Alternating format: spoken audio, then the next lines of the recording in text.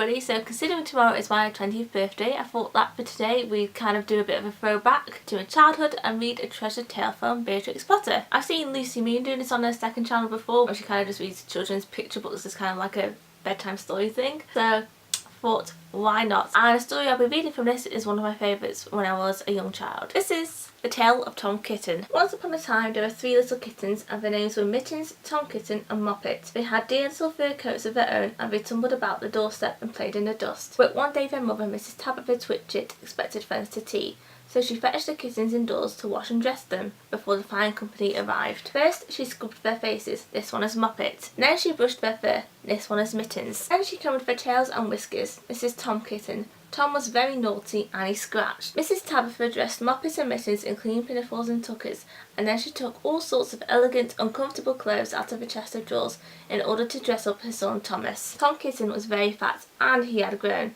Several buttons burst off. His mother sewed them on again. When the 3 kittens were ready, Mrs. Tabitha unwisely turned them out into the garden to be out of the way while she made hot buttered toast. Now keep your frocks clean, children. You must walk on your hind legs. Keep away from the dirty ash pit, and from Sally Hennypenny, and from the pigsty, and the puddle ducks. Moppet and Mittens walked down the garden path unsteadily. Presently they trod upon their pinafores and fell on their noses.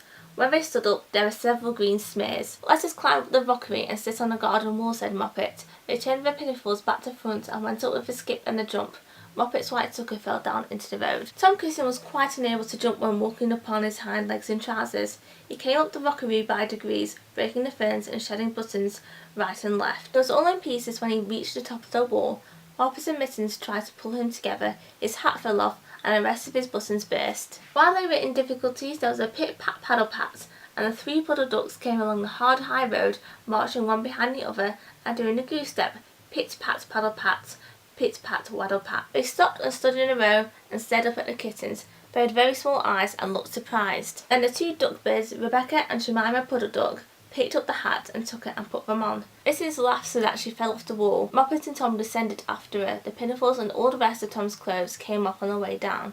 "Come, Mr. Drake Puddle Duck," said Moppet. "Come and help us to dress him. Come and button up Tom." Mr. Drake Puddle Duck advanced in a slow sideways manner and picked up the various articles, but he put them on himself.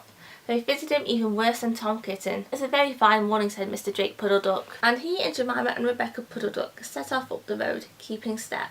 Pit-pat, paddle-pat, waddle-pat. Then Tabitha Twitchit came down the garden and found the kittens on the wall with no clothes on. She pulled them off the wall, smacked them and took them back to the house. "My friends will arrive in a minute and you're not fit to be seen. I am affronted," said Mrs. Tabitha Twitchit. She sent them upstairs, and I am sorry to say she told her friends that they were in bed of the measles, which was not true. Quite the contrary. They were not in bed, not in the least. Somehow there were very extraordinary noises overhead, which disturbed the dignity and repose of the tea party. And I think that some day I shall have to make another larger book to tell you more about Tom Kitten. As for the puddle ducks who went into a pond, the clothes all came off directly because there were no buttons, and Mr. Drake Puddle Duck and Jemima and Rebecca have been looking for them ever since. The end.